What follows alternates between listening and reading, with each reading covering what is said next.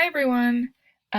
So I'm doing a project on Harlequin books. My name is Juliana Wager. My pronouns are she, her. So let's just jump right in. So when I think of Harlequin books, I think of the mass market paperback books sold at grocery stores that have their own section in the bookstores, and I'm pretty much thinking of Harlequin romances. The covers feature half-naked men and women in a romantic embrace of some sort, and they all pretty much have the same plot. But Harlequin romances go far beyond that cheesy cover and basic plot. They represent successful women who are working and falling in love and relishing in their desires. Harlequin romance books are incredibly successful within romance fiction. But how did they become so popular so quickly? The Harlequin Canadian publishing house hired Lawrence Heisley in 1971, who reworked the entire framework of the company and positioned it solely around selling love. They created the Harlequin heroine, who is a working woman with a longing for love, and as these romances became more popular, Harlequin was able to create the perfect Harlequin romance formula. Leslie Rabin defines the two unique aspects of every Harlequin heroine in order for the romance to be successful. Firstly, each heroine is searching for something fulfilling in her life, love, and in order for her to achieve that, she must be recognized by the male hero as something exceptional and significant in her position of work and in life. Secondly, the heroines want to erase the divide between work and pleasure and find a place within that to succeed. This could be understood through a feminist lens that these heroines want to thrive in a male-dominated workspace and find pleasure within themselves and with their love interests. This is the formula that each Harlequin romance novel follows, which has led to its ultimate success. Similarly, women in this time were just starting to have successful careers and become financially independent from men, which contributed to the popularity amongst female readers and seeing themselves represented in these novels.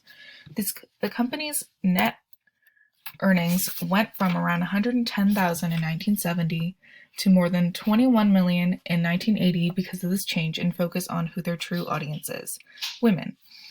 It's no surprise that Harlequin's romance books are aimed towards women, but I think more specifically they're aimed towards working women who are 30 years or older.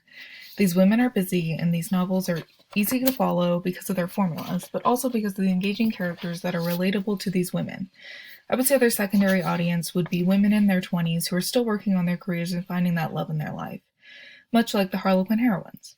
These books are easy to recognize in bookstores because of their iconic designs of half-naked men and women, and within that cover design, they are immediately othered. Most men will not even take a second look at a book like that, and that allows a safe space for women to peruse these books without being judged or harassed. These covers are highly representative of their content, but they also ward off people who have no interest in these books' contents. The entire company was inventive because of its integral focus on women and women's desires. It's easy to judge these books. They have cheesy covers and all follow the same formula, but they created a safe space for women to engage in something they can relate to. Especially in these 1970s and 80s, these women needed books that represented their lives. Working and struggling in a male-dominated space, but still finding the strength and power within themselves to succeed. Harlequin romance novels filled a gap in the market for women to read something exciting and pleasureful that was made only for them. It was a chance for women to read about themselves in a successful working setting while experiencing a romantic aspect as well. I've encountered many Harlequin romance books in bookstores and grocery stores, but I've only ever read one of them, and it was actually a historical romance book about a Scottish Highlander.